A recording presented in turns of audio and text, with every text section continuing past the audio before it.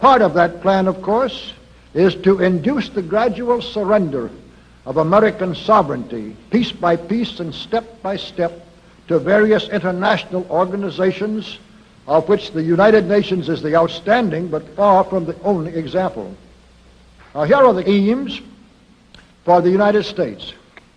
1, greatly expanded government spending for every conceivable means of getting rid of ever larger sums of American money as wastefully as possible. 2, higher and then much higher taxes. 3, an increasingly unbalanced budget despite the higher taxes. 4, wild inflation of our currency. 5, government controls of prices, wages, and materials, supposedly to combat inflation. 6, greatly increased socialistic controls over every operation of our economy and every activity of our daily lives.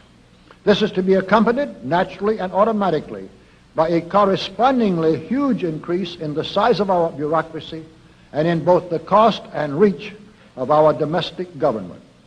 7, far more centralization of power in Washington and the practical elimination of our state lines. There is a many-faceted drive at work to have our state lines eventually mean no more within the nation than our county lines do now within the states. 8, the steady advance of federal aid to and control over our educational system, leading to complete federalization of our public education.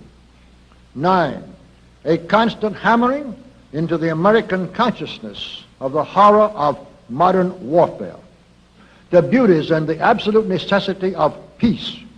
Peace always on communist terms, of course.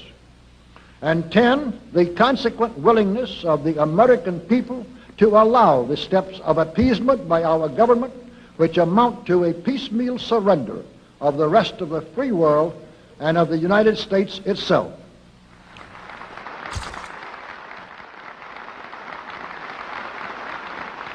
So brush the insider's dust out of your eyes, my friends, and the communist soap suds out of your brain, and ask yourselves in all honesty, what on earth is wrong with the United States simply minding its own business?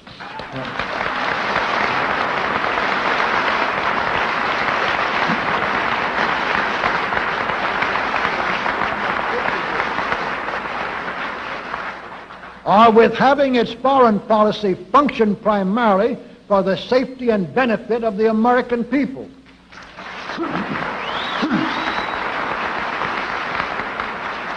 Which is exactly what we had done for the first 140 years of our existence as a nation, to the incredible advantage of ourselves and everybody else.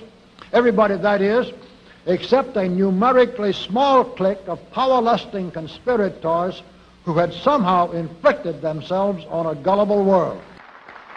While we turn to a very brief summarization of what we hope the John Birch Society will help and even sometimes lead the American people to accomplish during the next 15 years.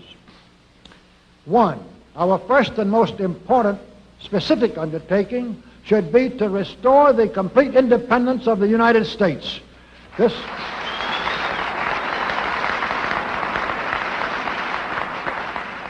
This includes our resolution to get us out of the United Nations and get the United Nations out of the United States.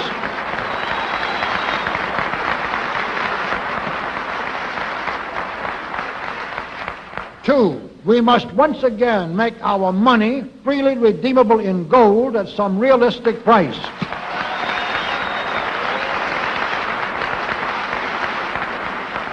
And we must take all practicable legislative steps to prevent a recurrence of the enormous thievery and other subversive crimes that have been perpetrated on the American people through a contrived inflation by every president from Franklin Roosevelt through Richard Nixon. 3, we should reduce the number of government bureaus, of government civilian employees, and the whole quantity of government by at least 50%.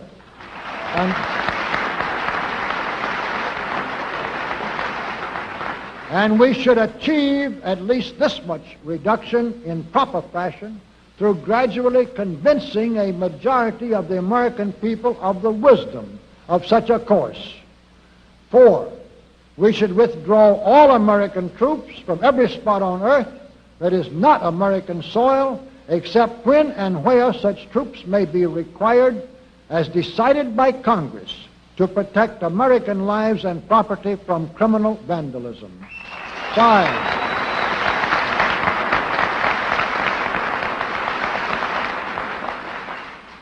5, we should get government out of the areas and functions and activities where government does not belong. Again, all steps to this end should be taken gradually, but nevertheless just as rapidly as enough of the American people can be persuaded to support such progress.